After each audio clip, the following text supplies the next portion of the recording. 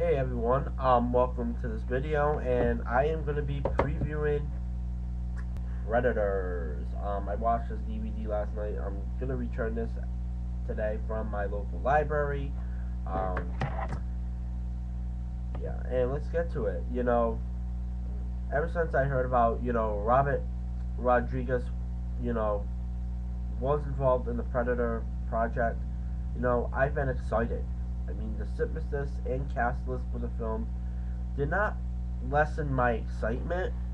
While, I wasn't familiar with everyone in the cast, Adrien Brody is one of my favorite actors. You have that guy that was in Machete. Also, he was in the reboot of Halloween, and Walt Goggins.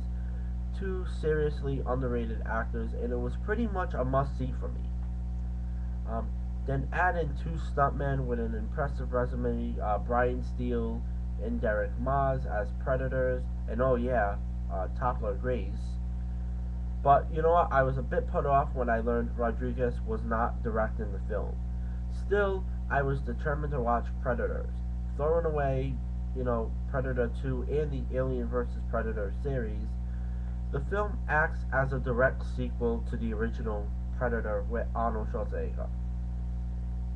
In it, a group of killers, the worst of the worst, awaken on a strange planet, I should say, and find themselves hunted by an invisible force. They come to realize they are on a hunting preserve, eventually coming face to face with the predators. Watching this movie, Predators, probably the first problem I had with it was Adrien Brody. Like I mentioned earlier, I love Adrien Brody's work, but I could just not see him as a tough guy. I can buy him as evil, even as sleazy, but I never brought this tough guy act in Predators. He seemed to take control of this group of killers way too easy.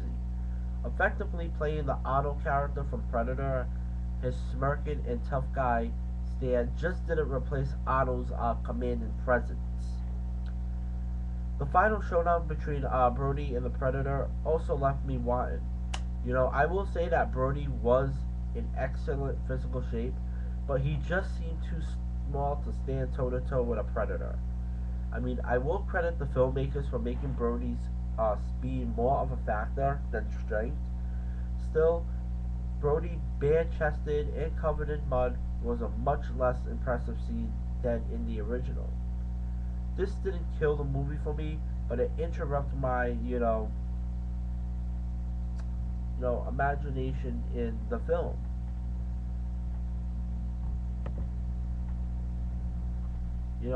The Topler Grace character bothered me as well. I knew from film previews that his character was a killer, so I kept expecting a reveal. For most of the film, he just seemed to be playing the same character as from that '70s show. It bothered me that he kept surviving and seemed to leech off the other characters.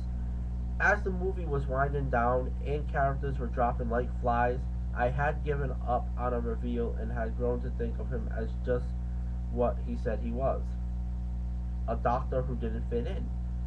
There was very few clues in the film to his dark side, and when he was finally revealed, it was totally worth it. Um, that one clue came back in a big way. I left very happy with Topler's performance in the film.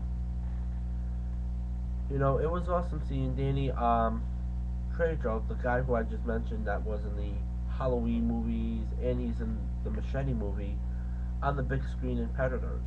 I mean, it was even sweeter since the film opened with a new preview for Machete, Trejo's first starring role. I wish he had lasted a bit longer in the movie, but hopefully this will give him more exposure and allow him to star in more films. Grogan's character did get a lot of screen time in Predators, playing a convicted killer. He was disturbingly funny, I have to say, and he had a great heroic exit from the film. The Predators themselves seemed more in line with the creatures from the classic Predator film.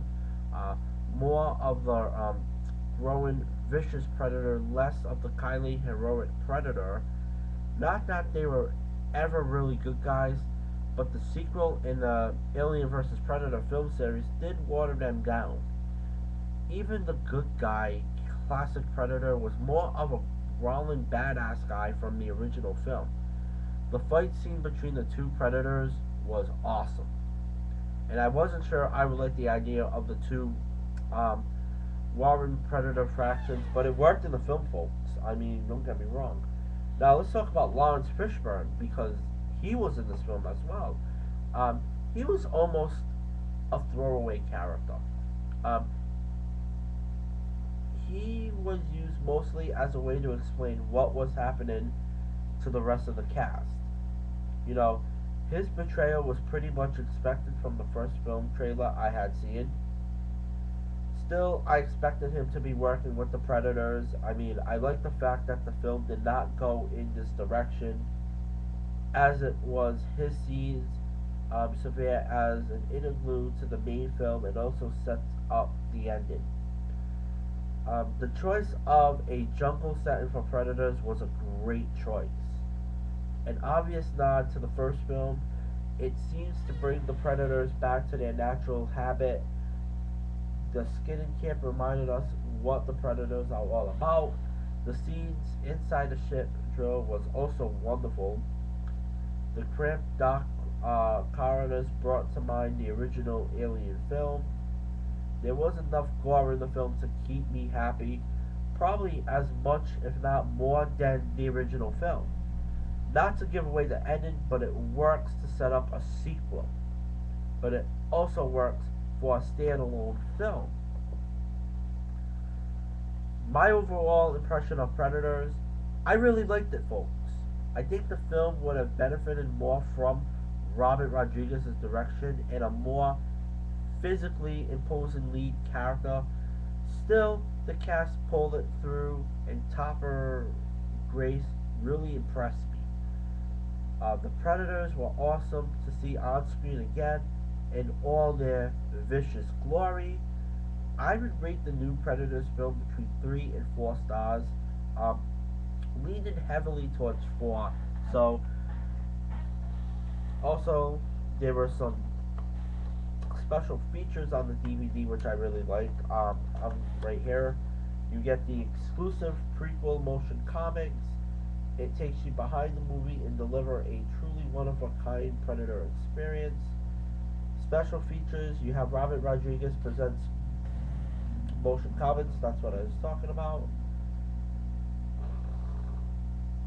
Also, you have moments of extraction, Isabel and Mombasa, and crucified commentary by producer Robert Rodriguez and the director of the film. I'm not even going to say his name because I cannot pronounce it. And Decloaking the Invisible, Alien Tyrian featurette.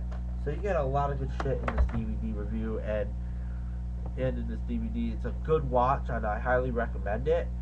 Next DVD review that I'm going to talk about is the Nightmare on Elm Street. I'm actually going to pick that up today, and it's going to lead me to a series of videos to talk about, and one of which